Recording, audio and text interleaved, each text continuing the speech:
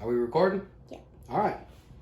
My name is James Camphor, and today I will be making Zabaglione. Zabaglione. Zabaglione is originally from Italy. In France, it's called Zabaglione. The most commonly found origin was that of an Italian mercenary captain named Gian Paolo Baglioni. The story goes that he came to Reggio Emilia, which is in Italy, in 1471, and he sent his soldiers, they were supposed to go and stock food. Apparently all they could find was eggs, sugar, and wine. So they brought it back. Let's make the captain happy. So they brought it all back. What'd they do? They mixed it all together. Voila! Zabaglione. So, my ingredients are as follows. Eggs, sugar, vanilla extract, strawberries, and dark chocolate. So, me and my assistant, my daughter, Kayleen, are going to move on over here to the ingredients, which I have already started to prepare. Beautiful. If you want to go ahead and move it over here, we can show all the ingredients that we got. We've got strawberries. Strawberries. They're ocean spray. We'll cover them more in depth in a minute. We have our pure vanilla extract. We have our Crystal Springs large eggs. And Hershey's special dark chocolate. Upside down, of course.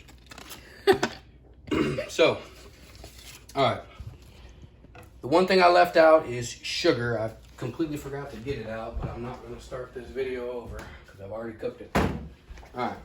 Domino brand sugar. We will cover that here in a minute. In fact, starting out with the first ingredient. Make sure you got me on the camera, baby. The first ingredient, like I said, we're going to start with is the sugar. The sugar is Domino brand sugar. This specific lot number of this canister of sugar is 42435A5.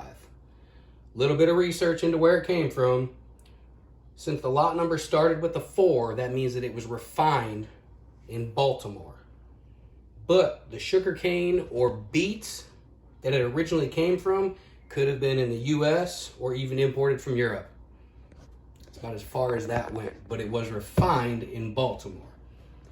Next would be the Crystal Spring eggs. The eggs are actually produced by Weaver Eggs, and that's in Versailles, Ohio. So they didn't come very far. The sugar, it could have came a long way to get here, but the eggs didn't come very far. Next would be the Ocean Spray strawberries. The Ocean Spray brand strawberries, they're actually also owned by another brand out of British Columbia called Oppie. Now, these strawberries, they could have came from Vancouver, British Columbia. They could have come from California. They could have come from Florida and or Mexico. That's where they get all of their strawberries from. However, none of those places have strawberries in season right now, so there's no telling where they came from. And yes, they were expensive. Next would be the Hershey's dark chocolate. Still upside down, now right side up. So the Hershey's dark chocolate was sourced from West Africa, Ghana, and the Ivory Coast. And there was actually a reading in this unit that was specifically about that. I really enjoyed it. It was actually quite funny. It was Where Am I Eating by Timmerman.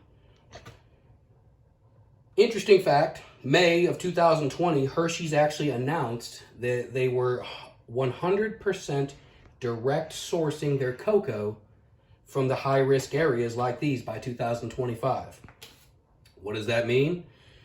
It's really just letting you know that they should be able to trace where this chocolate began and where it ended up. They can get it from the farm straight to the grocery store.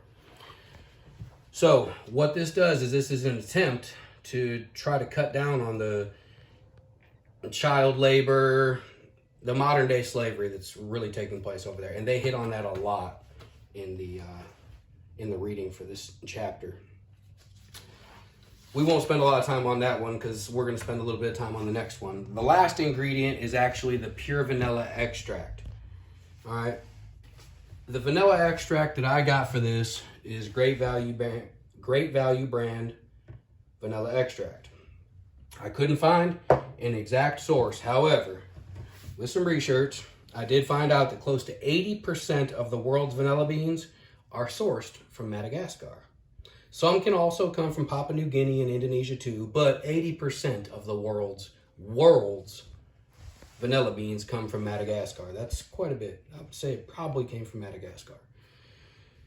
With that being said, most of the world's extract is actually produced or refined in the US and Europe. So I'm sure the beans probably came from Madagascar and then it was refined here in the US or Europe. So this is where I wanted to touch on the subject.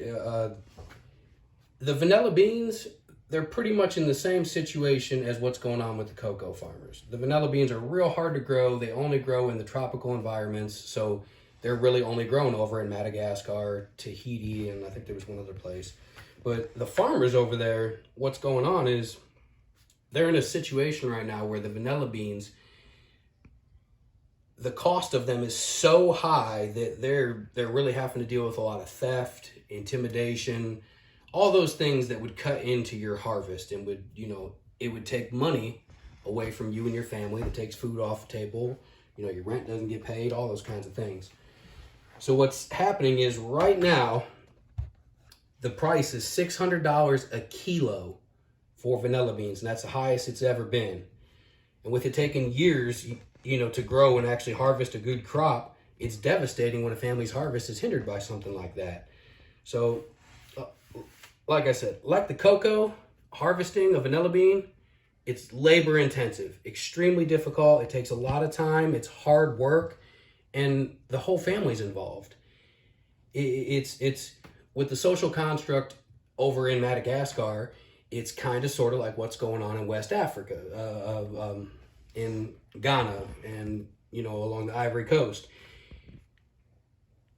There's a huge emphasis placed on making sure that your family's needs are met, and you put food on the table, you're able to clothe and feed everybody. You got to have money to live, and it's not like here in the US pre-pandemic where there was childcare, daycares, multiple various outlets for you to do something with your children while either the dad worked or the mom and the dad worked. It's a little bit different everywhere. I mean, right now I don't work. I'm at home with my kids. I'm a teacher now, as well as a learner. So, like I said, here it's not the same as over there. Our social construct is a little bit different. We have a lot of outlets for things. For them, it's a whole lot easier for them to just bring the kids along, let them learn the labor, and then that's more money for the family. So, with that being said, that's all of my ingredients. Now, what we're going to do is I'm going to run you through how we actually make the Zabaglione. What we do is we start out with our 5 eggs. We take our 5 eggs, we separate the yolks. All we want are the yolks. I've already done that just for time purposes. I get my 5 yolks in there. I get my half of my teaspoon of vanilla. Get it in there. 4 tablespoons of sugar.